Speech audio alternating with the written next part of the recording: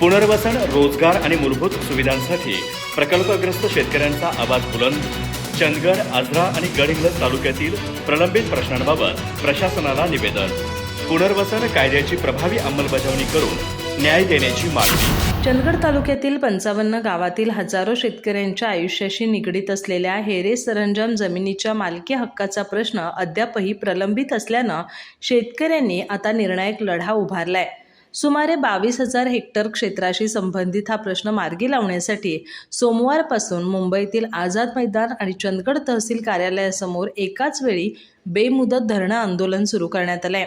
वर्षानुवर्षे न्यायाच्या प्रतीक्षेत असलेल्या शेतकऱ्यांचा संयम संपत चालला असून शासनाने तातडीने ठोस निर्णय घेऊन मालकी हक्काची प्रक्रिया पूर्ण करावी अशी जोरदार मागणी आंदोलनकर्त्यांनी केली आहे. या आंदोलनामुळे सीमा भागातील शेतकऱ्यांच्या ज्वलंत प्रश्नाकडे राज्याचे पुन्हा लक्ष वेधलं गेलंय. मुंबईतील आझाद मैदानावर रणजित गावडे, रवी नाईक आणि अनिल रेगडे यांच्या नेतृत्वाखालील आंदोलनास प्रारंभ झालाय.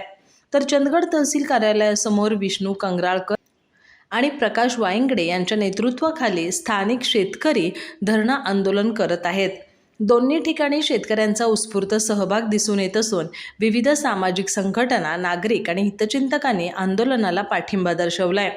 आंदोलनकर्त्याच्या म्हणण्यानुसार हेरे सरंजाम प्रश्नावर शासनाने सुमारे 26 वर्षापूर्वी धोरणात्मक निर्णय घेतला होता.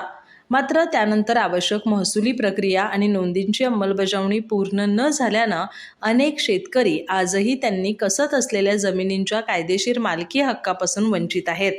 परिणामी जमीन व्यवहार, कर्ज प्रकरणे, वारसा नोंदी आणि विविध शासकीय योजनांचा लाभ घेताना शेतकऱ्यांना अनेक अडचणींचा सामना करावा लागतोय.